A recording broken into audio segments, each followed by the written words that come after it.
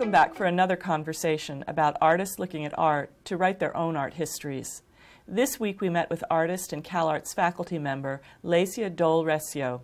There's more biographical information on Lecia at the end of this video. Now let's join her in her studio to discuss the work that she chose, Henri Matisse's Red Studio from 1911. Tell me a little bit about the painting and what interests you. Well, I think ever since I saw it in I was probably, from what I can remember, as my freshman year in undergrad school, art school at RISD, at the MoMA. I guess returning to it constantly because it is such a sort of standard and it has such a position in that museum, and always just constantly rethinking it, seeing something completely different in it. It was just this kind of like, it's kind of like this marker for me. And also thinking about my relationship to color and how much, you know, Matisse sort of really changed so much because of his experimental investigation of representation through color and pattern. And in that sense, he does share a lot with Cezanne. So you have, you know, the difference between the way to paint an object and the way to paint space.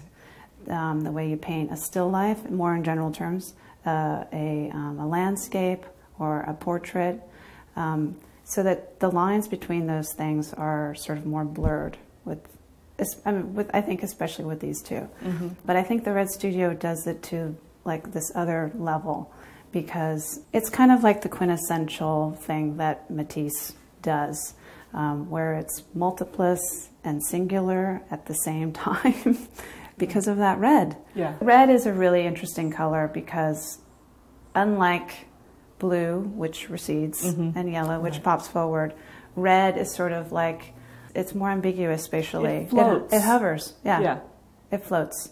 And so it's so appropriate that this is the color that Matisse is using to sort of question representation. And I think that's an important thing to say too. You say even you know, when you were in school, it was a painting that you had the opportunity to see in person and to look at repeatedly. Yes. And maybe talk a little bit about the difference between seeing it in reproduction and seeing it in person. Yeah, I mean, I think a lot of it, I mean, it's huge, especially with this painting, because so much of the painting is just raw canvas. Right.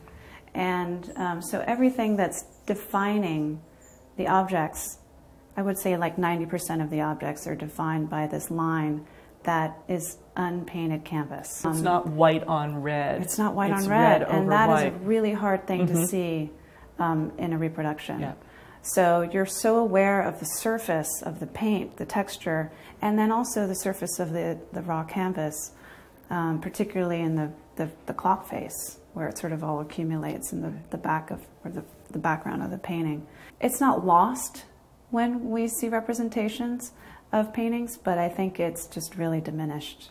One of the things I think is interesting about Red Studio is that it is referencing perspective by the absence of line, like the sort of things that make the furniture and the things that make the corner of the room are those white lines that aren't lines but are unpainted canvas. And at the same time, there's something about the red that floats that gives you a sense of the objectness of the painting in relationship to your own substantialness as a body, but then also kind of invites you to allow yourself to be just an eye that sort of floats and scans in relationship to that redness. Right.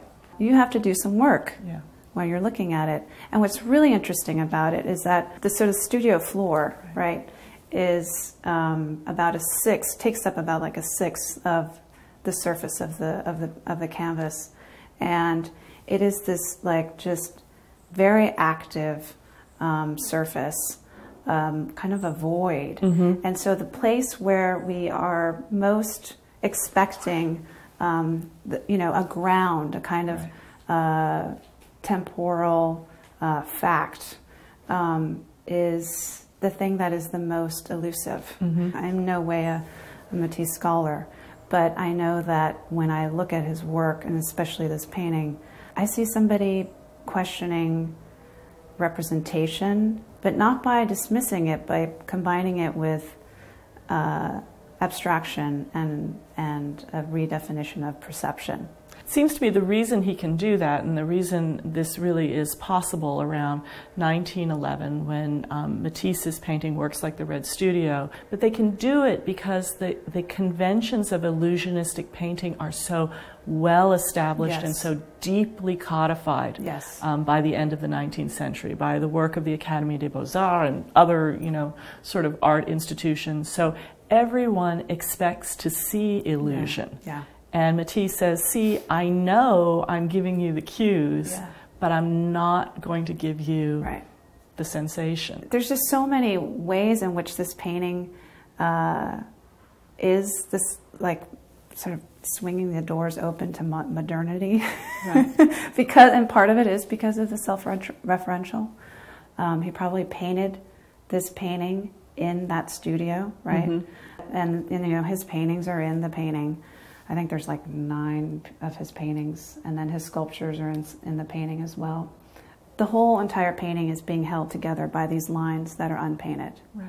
And so he's constantly referring back to the process, the actual material of the work.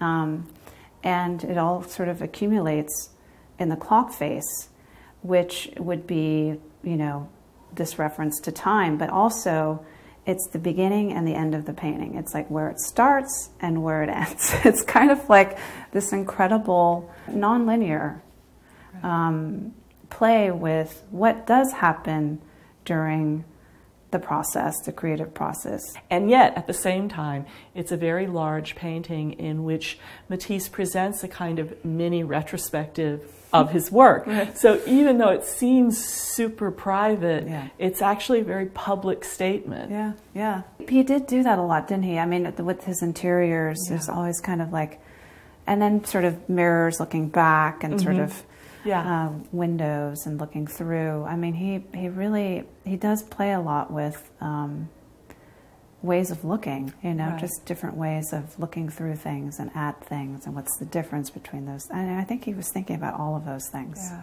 And ways of presenting, or of sort of marking the place of the artist in their studio. Right. The crayons and sort of artist materials in the very front foreground of the painting that are, the placeholder for him, right? Yeah. Right. In a different way, the placeholder for him as a maker in process versus the paintings as a kind of placeholder for him as someone who has made things that are for public presentation. Very much, yeah.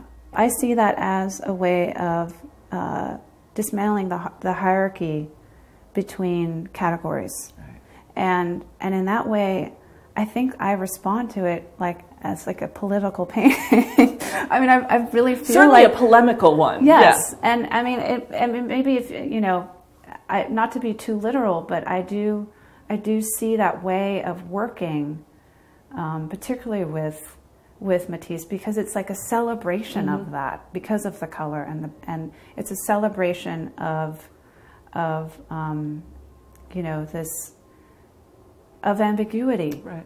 Part of the power of the painting is it's easy to say this is a masterpiece or that is a masterpiece, right. And that's not a very interesting thing so much as to understand certain works as being almost manifestos at times. Right. So the way in which an artist writes their manifesto through their work and says, at this moment, this is sort of the sum of the things that I'm thinking about. And it is a testimony and a challenge to other artists who are trying to think about, in a very, I think, political way, and not an empty way, how a painting can be true to itself. In fact, abstraction took a long time to get to, because the process of painting out or painting through or taking apart all of these conventions about how a painting was understood to be put together wasn't a very easy thing to dismantle. I think it's fantastic that you're talking about how aware he is of the fact that this is a thing. This is a painting, this is a thing, it's an object. Again, in relation to my body. And thinking about everyone else after that who was just constantly playing with that up to, Stella. Yeah, I'm glad you're talking about Stella, because yeah. you can't help but think about the you black not? stripe paintings. Yeah. I mean, he sort of blew it open, I think, with those. You know, and it's worth just pointing out that this painting is in the Museum of Modern Art in New York, and if you go to see it there, you can also go several rooms down and see Frank Stella's Marriage of Reason and Squalor, and sort of, I actually think, play a really marvelous and interesting game of understanding how this painting was a challenge to artists that came afterwards and the different ways in which they answered it. It's brave, Matisse's embracement of pattern and color, and again, looking so much of, I think, his practice is kind of like looking outward. Right. To always be that kind of responsive to your surroundings, I think is brave. It's brave, because it unsettles you. It can unsettle you at any moment. And you have to you're forcing yourself to be in this very sort of vulnerable or sensitive position or non-position. Right. And I think that's a really hard thing to do. And I think he really did learn that from Cézanne in many ways, so because Cézanne was certainly the most fearless and often frustrated, it's worth saying, go together. Fearless and frustrated artist about understanding how each mark changed his relationship to both the painting that he was working on and the world that he was looking at while he was making the painting. Do you remember the last time you looked at this painting in person? Oh, I would say maybe like 6 years ago. So I should get back. I need to go back and see it. Check back in.